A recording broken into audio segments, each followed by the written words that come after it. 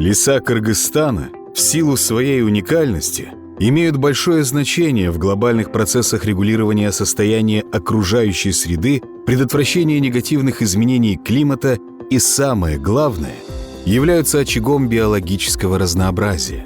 Обладание природным богатством накладывает на страну особую ответственность по ее сохранению и приумножению. Любой лес в той или иной степени имеет экологическую и социальную ценность. И эта ценность тем выше, чем шире биоразнообразие леса и чем больше продуктов, которые использует местное население. В 1999 году Лесной попечительский совет предложил концепцию лесов высокой природоохранной ценности, или коротко ЛВПЦ. С тех пор так называют леса, имеющие ключевое значение в связи с их высокой экологической, социально-экономической, ландшафтной ценностью или ценностью для сохранения биоразнообразия. В настоящее время Кыргызстан находится на пути внедрения концепции ЛВПЦ, в чем ему активно помогает проект ПРООН-ГЭФ по сохранению биоразнообразия Западного Тянь-Шаня. В первую очередь было решено начать с дополнений, регламентирующих ЛВПЦ в национальное лесное законодательство, и разработать методологию определения и выявления лесов высокой природоохранной ценности и ключевых территорий биоразнообразия, для чего в начале 2022 года была образована межведомственная рабочая группа. Понятие леса высокой природоохранной ценности – это новое для нашей республики. В национальном законодательстве отсутствует такое понятие. В рамках проекта ПРООН-ГЭФ по сохранению биоразнообразия Западного Тянь-Шаня была создана межведомственная рабочая группа по внедрению концепции ЛВПЦ. В рамках этой работы была разработана пошаговое руководство по выявлению и определению ЛВПЦ. В современной мировой практике выделяют 6 категорий лесов высокой природоохранной ценности. С учетом специфики лесных территорий, для Кыргызстана адаптированы 4 из них. Это особо охраняемые природные территории с реликтовыми, эндемичными, редкими и исчезающими видами, а также особо ценными древесными породами и лесными массивами. Леса, выполняющие противоэрозийные, почвозащитные, водоохранные, климато- и водорегулирующие и противолавинные функции. Леса, необходимые для удовлетворения потребностей местного населения и предназначенные для осуществления лесопользования.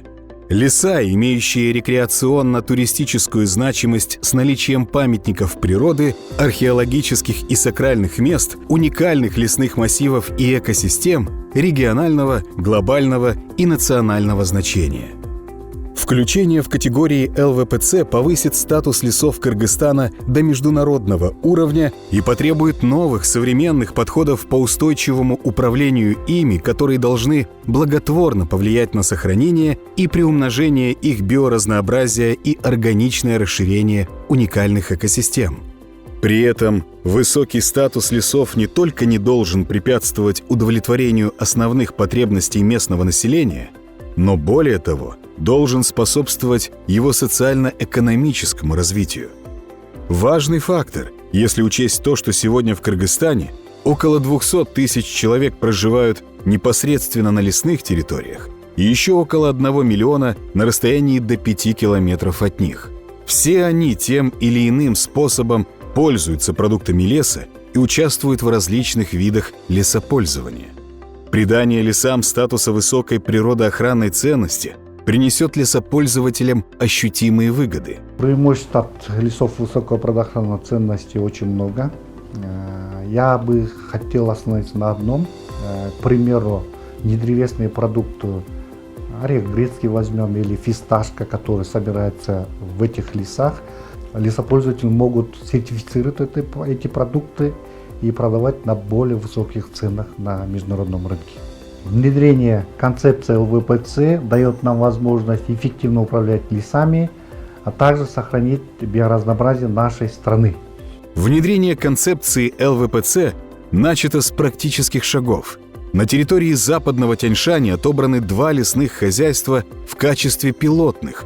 На их примере будет проведена типизация лесов по категориям с нанесением на карту полученных в результате нее данных. Картографиялык материалдар бул токой чарбанын токой коргоо, сактоо, токой чарбачылык иш-чараларын колдонуудагы негизги курал болуп саналат. Ал деген картографиялык материалда токойлордун ошол жаратылышты коргоодо баалуулугу жогору болгон токойлордун кайсыл жерде, кайсыл аймакта жайгашкандыгы боюнча картографиялык материалдар так дана көргөзүлүп турат.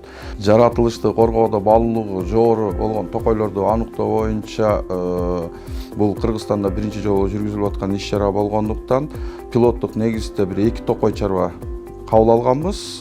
Иш-чараны жүргүзүү, сынап көрүү боюнча, адаптация кылуу боюнча алар 9 торо жана токтогул токой чарбалары болчу. Картографиялык материалдарды жана маалымат кампасын түзүү бул мындан ары дагы иш жүргүзүүгө керек болот. Бир эле 2 токой чарба эмес, биз Кыргызстан боюнча бүт токой чарбалардын территориясын жаратылышты коргоодо баалуулугу жогору болгон токойлорду аныктоо ниетибиз бар. Внедрение концепции ЛВПЦ поможет государству сбалансированно подойти к использованию и сохранению лесов и продемонстрирует неизменность принятого страной курса на реализацию Конвенции ООН о биологическом разнообразии и приверженность целям устойчивого развития.